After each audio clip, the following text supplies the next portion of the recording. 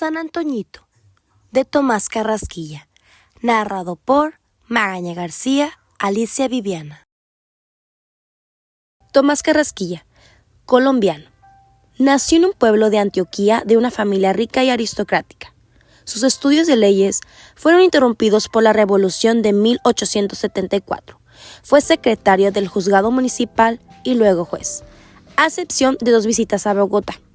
Pasó toda la vida en Antioquía. Sus obras literarias son productos de una edad madura. Clasificado por mucho tiempo con los costumbristas hispanoamericanos que siguieron las huellas de Péreda, Carrasquilla ha sido descubierto últimamente como uno de los primeros novelistas y cuentistas artísticos. Aunque escribe sobre los personajes y el ambiente de su región, su obra tiene más trascendencia que la de los otros costumbristas. Es que se interesa más en la realidad y menos en la caricatura, y luce un gran dominio del idioma. Autor de la novela histórica La Marquesa de Yolombo, 1928, de 3 novelas regionales. Frutos de mi tierra, de 1896, Grandeza, de 1910, y Hace tiempos, de 1935 a 1936. Y de varios cuentos largos, San Antoñito fue escrito en 1899, pero no se publicó hasta 1914 en España, en una colección de 6 cuentos de Carrasquilla, titulado El padre de Casafus. San Antoñito. Aguedita pasa en una criatura entregada a Dios y a su santo servicio.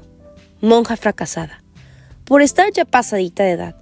Cuando le vinieron los hervores monásticos, quiso hacer de su casa un simulacro de convento, en el sentido decorativo de la palabra, de su vida algo como un apostolado, y toda ella se dio en los asuntos de iglesia y sacristía, a la conquista de almas, a la mayor honra y gloria de Dios.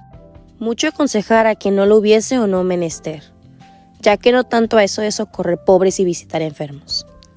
De su casita para la iglesia y de la iglesia para su casita, se le iba un día y otro, entre gestiones y santas intriguillas de fábrica, componendas de altares, remontas y surcidos de la indumentaria eclesiástica, toilete de santos, barrer y exonar todo paraje que se relacionarse con el culto.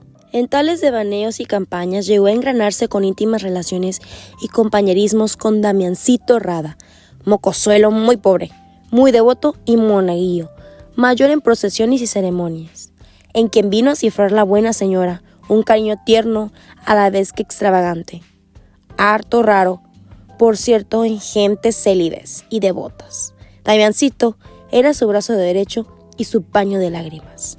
Él ayudaba en barridos y sacudidas, en el laboratorio ilustre de candelabros e incensarios. Él se pintaba solo para manejar albas y doblar corporales y demás trapos eucarísticos. A su cargo estaba el acarreo de flores, musgos y forrajes para el altar, y era primer ayudante y asesor en los grandes días de repicar recio, cuando se derretía por esos altares mucha cera y esperma, y se colgaban por esos muros y palamentas tantas coronas de flores, tantísimos paramentones de colorines. Sobre tan buenas partes era Damiancito, sumamente rezandero y edificante, comulgador, insigne, aplicado como él, solo dentro y fuera de la escuela, de carácter sumiso, dulzarrón y recatado. Enemigo de los juegos estruendosos de la chiquillería y muy dado a enfrascarse en la monja santa, práctica de amor a Jesucristo y en otros libros no menos piadosos y embelezadores. Prendas tan peregrinas como edificantes fueron poderosas a que Aguedita, merced a sus videncias e inspiraciones, llegase a adivinar en Damián Rada no una curita de misa y olla, sino un doctor de la iglesia, mitrado cuando menos que en tiempos no muy lejanos había de refulgir cual astro de sabiduría y santidad para honra y santificación de Dios. Lo malo de la cosa era la pobreza e infelicidad de los padres del predestinado y la no mucha abundancia de su protectora. Mas no era ella para renunciar a tan sublimes ideales. Era miseria, era la red con el que el patas quería estorbar el vuelo de aquella alma que había de retomarse serena, como una palomita, hasta su Dios, pues no lograría el patas sus intentos. Y discurriendo, como rompería la diabólica maraña, diose a adiestrar a Damiancito en tejidos de red y crochet, y tan inteligente resultó el discípulo que al cabo de pocos meses puso en cantarilla un ropón con muchos ramanzones y arabescos que eran un primor labrado por las delicadas manos de Damián. 14 pesos, billete sobre billete, resultaron de la invención. Tras esta vino otra y luego la tercera, las cuales le produjeron obras de 3 cóndores. Tales ganancias abriéronle a Aguedita tamaña galla, fuese al cura y le pidió permiso para hacer un bazar a beneficio de Damián. Concediéndoselo el párroco, y armada de tal concesión y de su mucha elocuencia y seducciones, encontró apoyo en todo el señorío del pueblo. El éxito fue un sueño que casi trastornó a la buena señora, con ser que era muy cuerda. 63 pesos. El prestigio del tal dineral, la fama de las virtudes de Damián, que ya por ese entonces llenaba los ámbitos de la parroquia, la fealdad casi ascética y decididamente eclesiástica del beneficiado, formaronle Aurela, especialmente entre el mujeriego y gentes piadosas. El curita de Aguedita llamábalo todo el mundo y en mucho tiempo no se habló de otra cosa que de sus virtudes, austeridades y penitencias. El curita ayunaba témporas y cuaresmas antes que su santa madre iglesia se lo ordenase, pues apenas entraba por los 15 y no así atracándose con el mediodía y comiendo a cada rato como se estila a hogaño, sino como una frugalidad eminentemente franciscana, y se dieron veces en que el ayuno fuera al traspaso cerrado. El curita de Aguedita se iba por esas mangas en busca de soledades, para hablar con su Dios y echarle unos párrafos de imitación de Cristo, obra que a estas andazas y aislamientos siempre llevaba consigo. Unas leñadoras contaban haberle visto metido entre una barranca, arrodillado y compungido, dándose golpes de pecho con una mano de moler, quien aseguraba que era un paraje muy remoto y umbrío. Había hecho una cruz de sauce y que en ella se crucificaba horas enteras a cuero pelado, y nadie lo dudaba, pues Damián volvió ojeroso, macilento de los éxtasis y crucifixiones. En fin, que Damiancito vino a ser el santo de la parroquia, el pararrayos que libraba tanta gente mala de las cóleras divinas.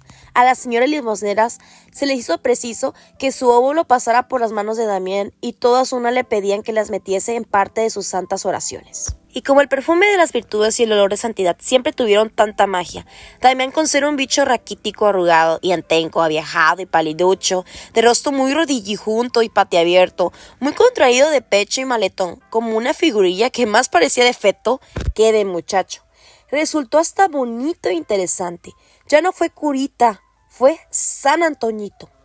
San Antoñito le nombraban, y por San Antoñito entendían, tan queridito, decían las señoras cuando le veían salir de la iglesia, con su paso tan menudito, con sus codos tan remendados, su par de paches en las posas, pero tan aseadito y decoroso, tan bello ese modo de rezar, con sus ojos cerrados, la unción de esa criatura en una cosa que edifica, esa sonrisa de humildad y macedumbre, si hasta el camino se le ve la santidad. Una vez adquiridos los dineros, no se durmió Aguedita en las pajas. Avistóse con los padres del muchacho, arreglóle el ajuar, comulgó con él en una misa que habían mandado a la Santísima Trinidad para el buen éxito de la empresa. Dióle los últimos perfiles y consejos, y una mañana muy fría de enero vio salir a San Antoñito de panceburro, nuevo, caballero en la molita vieja de ceño arciniegas, casi perdido entre los amarros del mayordomo de fábrica, escoltado por un descantante que le llevaba la maleta, a quien venía consignado. Aguedita, muy emparentada con varias señoras muy acauladas de Medellín, había gestionado de antemano a fin de recomendar a su protegido. Así fue que cuando éste llegó a la casa de asistencia y hospedaje de las señoras del Pino, halló campo abierto y viento favorable. La seducción del santo influyó al punto, y las señoras del Pino, doña Pacha y Fulgencita, quedaron luego a cual más pagaba de su recomendado. El maestro Arenas, el sastre del seminario, fue llamado inmediatamente para que le tomase las medidas al presunto seminarista y le hiciese una sotana y un manteo a todo esmero y baratura, y un terno de lanilla carmelita para las grandes ocasiones y trasiegos callejeros. Ella le consiguió la banda, el tricornio y los zapatos, y doña Pacha se apersonó en el seminario para recomendar ante el rector a Damián. Pero, ¡oh, desgracia!, no pudo conseguir la beca. Todos estaban comprometidas y sobraba la mar de candidatos.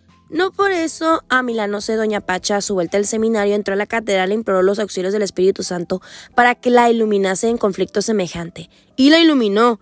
Fue el caso en que se le ocurrió avistarse con doña Rebeca Inestrosa de Gardezábal, dama, viuda, riquísima y piadosa, a quien pintó la necesidad y de quien recabó almuerzo y comida para el Sántico. Felicísima radiante voló doña Pacha a su casa y en unos 2x3 habilitó desde el día para el seminarista un cuartucho de trebejos que había por allá junto a la puerta falsa. Y aunque pobres, se propuso darle ropa limpia, alumbrado, merienda y desayuno. Juan de Dios Barco, uno de los huéspedes, el más mimado de las señoras, por su acendrado cristianismo, hacen el apostolado de la oración y malía en los asuntos de San Vicente, regalóle al muchacho algo de su ropa en muy buen estado y un par de botines, que le vinieron holgadillos y un tanto sacados y movedizos de jarrete. Juancho le consiguió con mucha rebaja los textos y útiles en la librería católica, y cátame a periquito hecho fraile. No habían transcurrido 3 meses y ya Damiancito era dueño del corazón de sus patronas y propietario en el de los pupilos, y en el cuanto huésped arrimaba aquella casa de asistencia tan popular en Medellín. Eso era un contagio. Lo que más encantaba a las señoras era aquella parejura de genio, aquella sonrisa mueca celeste que ni aun en el sueño despintaba. Damiancito, aquella cosa allá indefendible, deje el raquítico y enfermizo, que hasta en esos dientes podridos y desparejos daba un destello de algo emburneo, nacarino. Aquel filtrarse la luz del alma por los ojos, por los poros de ese muchacho tan feo, a la par que tan hermoso.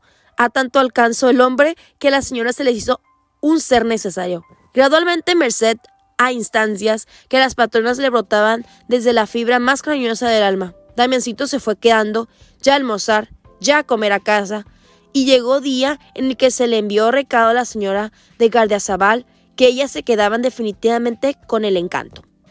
Lo que más me pela del muchachito, decía doña Pacha, es ese poco mentimiento, esa moderación con nosotros y con los mayores. ¿No te has fijado, Fulgencia, que si no le hablamos, él no es capaz de dirigirnos la palabra por su cuenta? No digas eso, Pacha. Esa aplicación de ese niño y ese juicio que parece de viejo y esa vocación para el sacerdocio y esa modestia, ni siquiera por curiosidad ha alzado a ver a Candelaria. Era tal una muchacha criada por las señoras, en mucho recato, señorío y temor de Dios, sin sacarla de su esfera y condición, mimámbala, cual a propia hija, y como no era mal parecida y en casa como aquella nunca faltaban acechanzas.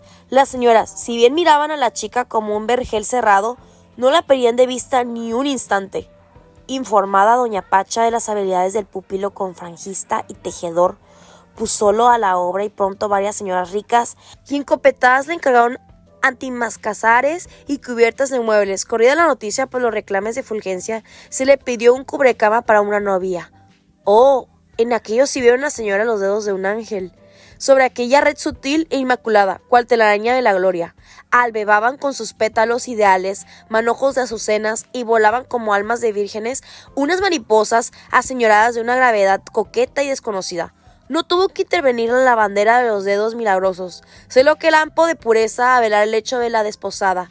Del importe del cubrecama, sacóle Juancho un flux de muy buen paño, un calzado hecho sobre medida y un tiroles de profunda hendidura, y a la muy graciosa, entusiasmada doña Fulgencia con tantísima percha hízole de un retal de blusa mujeril que le quedaba en bandera una corbata de moño, a la que por sugestión acaso imprimió la figura arrobadora de las mariposas supradichas. Etéreo como una revelación de los mundos celestiales quedó Damiancito con los atavíos, y cual si ellos influyesen en los vuelos del espíritu sacerdotal. Iba creciendo a la par que en majeza y galanura, en las sapiencias y reconditeces de la latinidad, agachado con una mesita cojitranca, vertía de latín al romance y de romance al latín. Ahora Cornelio Nepote y tal cual Miaja de Cicerón, ahora San Juan de la Cruz, cuya serenidad hispánica remansaba en tintos hiperbatones dignos de Horacio Flaco. Probablemente Damiancito sería con el tiempo un caro número 2. La cabecera de su casta camita era un puro pegote de cromos y medallas de registros y estampitas, a cual más religioso. Allí Nuestra Señora del Perpetuo con su rostro flacucho, tan parecido al de seminarista. Allí Martín de Porres, que armado de su escoba representaba la negrería del cielo. Allí Bernadette de rodillas ante la blanca aparición. Allí compones entre nubes, ramos de uvas y gavillas de espigas, y el escapulario del Sagrado Corazón de alto relieve destacaba sus chorreones de sangre sobre el blanco disco de franela. Doña Pacha, vuelta de entusiasmos con las virtudes y angelismos del curita, y en fuerza acaso de su misma religiosidad, estuvo a pique de caer en un cisma. Muchísimo admiraba a los sacerdotes y sobre todo al rector del seminario.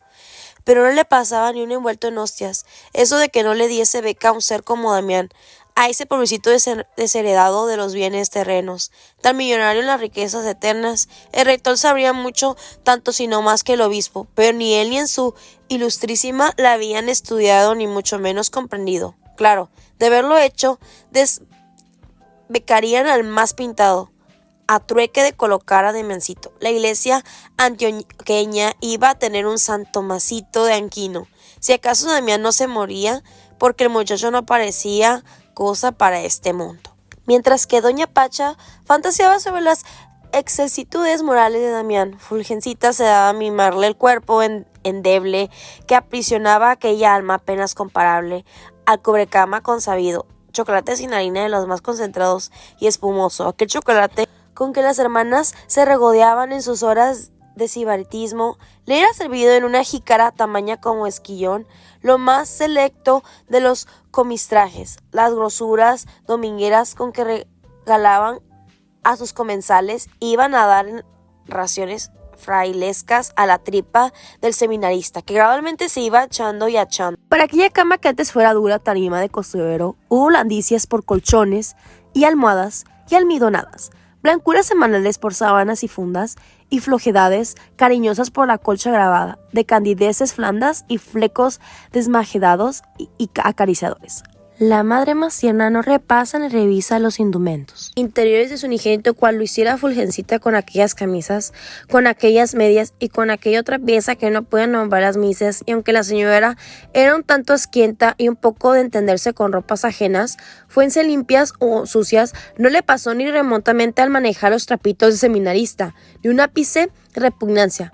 ¿Qué le iba a pasar si antes se le antojaba al manejarlas que sentía el olor de pureza que deben exhalar los suaves plumones de los ángeles? Famosa dobladora de tabacos, hacía un largos y aseñorados que eran para que Damiancito los fumase a solas en sus breves instantes de vagar. Doña Pacha, en su misma adhesión al sántico, se alarmaban a menudo con los mismos y ajonjeos de Fulgencia, pareciéndole un tanto sensuales y antiascéticos tales refinamientos y tabaqueos, pero su hermana le replicaba sosteniéndole que un niño tan estudioso y consagrado necesitaba muy buen aliento, que sin salud no podía haber sacerdotes y que a alma tan sana no podía malearle las insignificancias de unos 4 bocados más sobrosos de la basofía ordinaria y cotidiana, ni mucho menos el humo de un cigarro, y que así como esa alma se alimentaba de las dulzuras celestiales, también el pobre cuerpo que le envolvía podía gustar algo dulce y sabroso, máxime cuando el Damiancito le ofrecía a Dios todos sus goces puros e inocentes. Después del rosario con misterios en que Damián hacía el coro, todo el ojicerrado, todo el recogido, todo exático de hinojos, sobre la áspera estera antiquioña que cubría el suelo después de hacer largo coloquio con el Señor y su Santa Madre, cuando ya las patronas habían despachado sus quehaceres y ocupaciones de prima noche, solía Damián leerles algún libro místico del padre Faber por lo regular, y aquella vocecilla gangosa que se desquebrajaba al salir por aquella dentadura desportillada daba el tono, el acento, el carácter místico de oratoria sagrada. Leyendo a Belén el poema de la Santa Infancia, el libro en que Faber puso su corazón, Damián ponía una cara, unos ojos, una mueca que a Fulgencita se le antojaban transfiguración o cosa así. Más de una lágrima se le saltó a la buena señora en esas leyendas. Así pasó el primer año y, como era de esperarse, el resultado de los exámenes fue estupendo. Y tanto desconsuelo de las señoras al pensar que Damiancito iba a separárseles durante las vacaciones, que él mismo, motu proprio, determinó no irse a su pueblo y quedarse en la ciudad, a fin de repasar los cursos ya hechos y prepararse para los siguientes. Y cumplió el programa con todos sus puntos y comas, entre textos y encajes, entre redes y cuadernos, rezando a ratos, meditando con frecuencia, pasó los asuetos, y solo salía a la calle a las diligencias y compras que a las señoras se les ocurría, y tal vez a paseos vespertinos, a las afueras más solitarias de la ciudad, y eso porque las señoras a ello lo obligaban. Pasó el año siguiente, pero no pasó, que antes se acrecentaba más y más el prestigio, la sabiduría, la virtud sublime de aquel santo precoz. No pasó tampoco la inquina santa de doña Pancha al rector del seminario, que cada día le saconchaba la injusticia y el espíritu del favoritismo que aún en los mismos seminarios cundía e imperaba. Como a fines de ese año, a tiempo que los exámenes terminaban, se les hubiese ocurrido a los padres de Damián venir a visitarlos a Medellín, y como Aguedita estuviera de viaje a los ejercicios de diciembre, concertaron las patronas, previa licencia paterna, que tampoco en esta vez fuese Damián a pasar las vacaciones a su pueblo. Tal resolución les vino a las señoras no tanto por la falta que Damián iba a hacerles, cuanto y más por la extremada pobreza, por la miseria que le revelaban aquellos viejecitos. Un par de campesinos de lo más sencillo e inocente, para quienes la manutención de su hijo iba a ser, si bien por pocos días, un gravamen harto pesado y agobiador.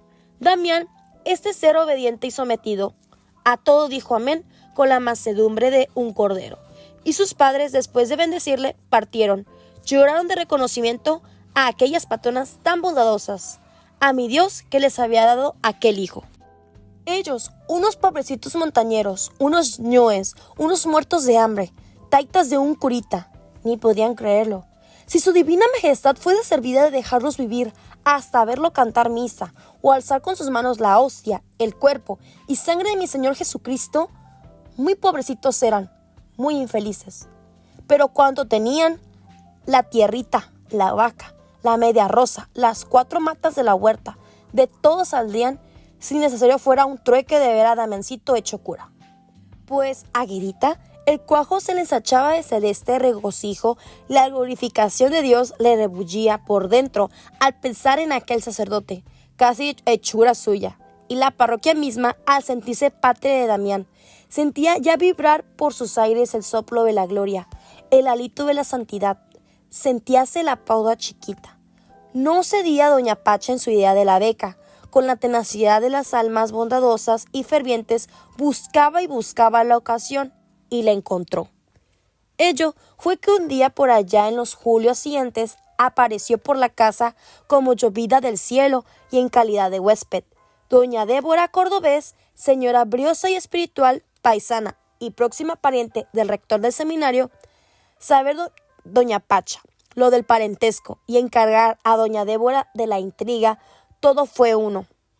Prestóse ella con entusiasmo, prometiéndole conseguir del rector cuanto pidiese.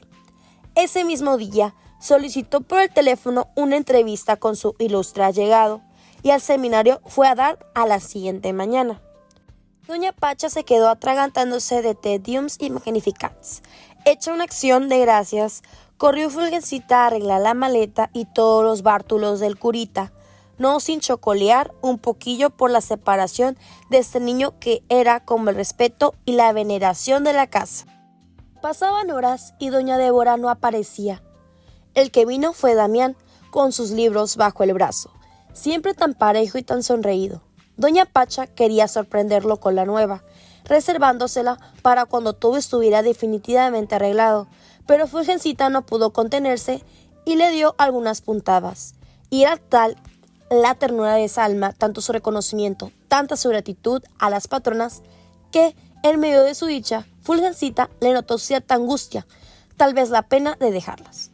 Como fuese a salir, quiso detenerlo, Fulgencita, pero no le fue dado al pobrecito quedarse, porque tenía que ir a la plaza de mercado a llevar una carta a un arriero, una carta muy interesante para Aguedita.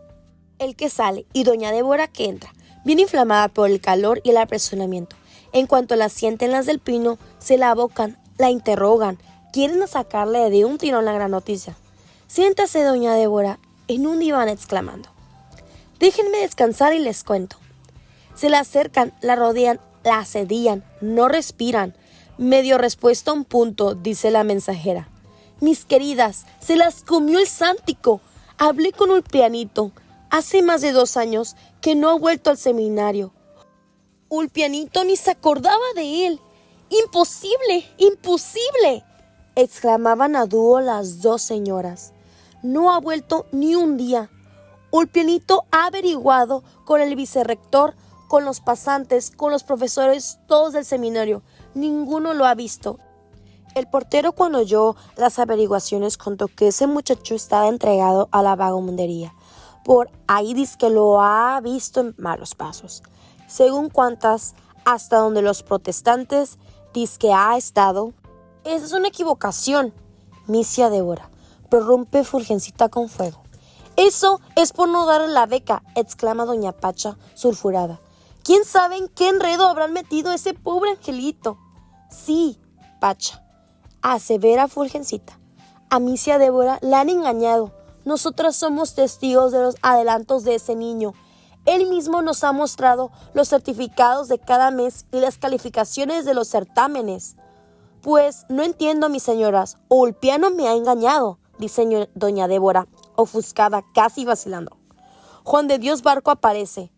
Oiga, Juancho, por Dios, exclama Fulgencita en cuanto le echa el ojo encima.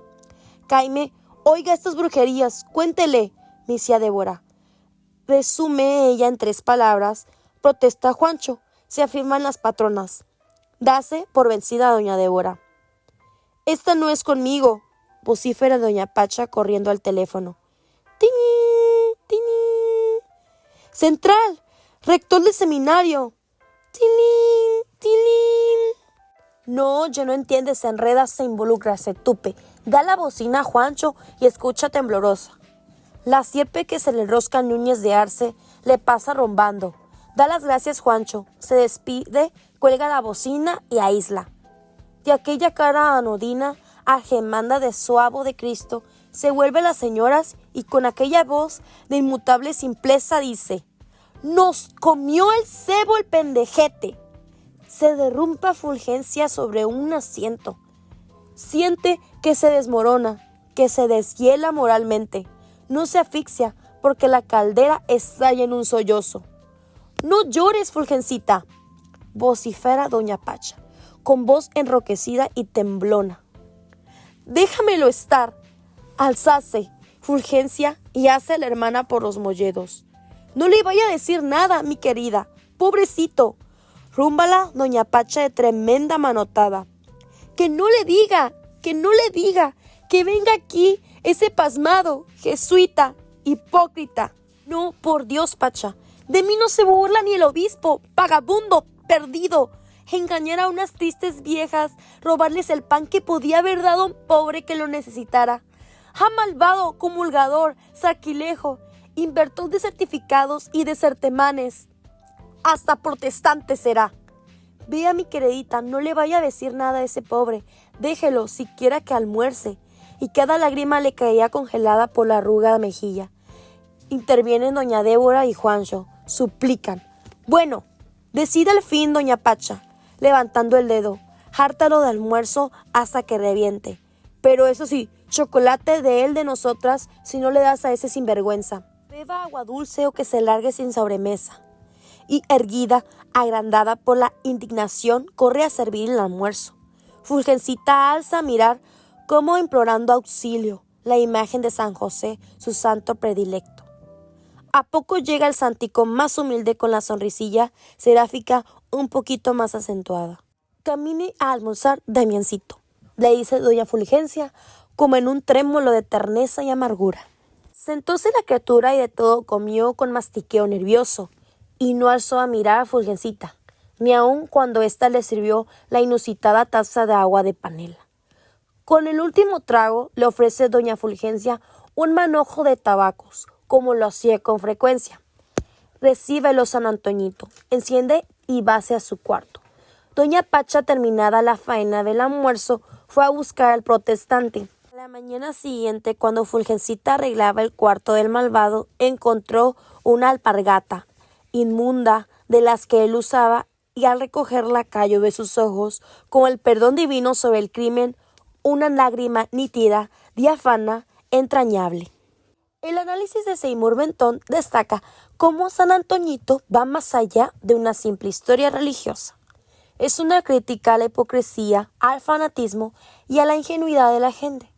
Su observación sobre el estilo de Carrasquilla, lleno de diminutivos, repeticiones e ironía, muestra que el autor no solo describe una sociedad devota, sino que la retrata con humor y profundidad. En pocas palabras, Mentón nos ayuda a entender que lo verdaderamente importante en este cuento no es el engaño de Damián, sino la forma en que Carrasquilla logra reflejar con arte y lenguaje popular una sociedad que confunde la santidad con la apariencia. El autor nos recuerda que la apariencia puede ser el disfraz más convincente, incluso cuando se viste de santidad. Tomás Carrasquilla, San Antoñito, 1914. Análisis basado en Seymour Mentón, el cuento hispanoamericano.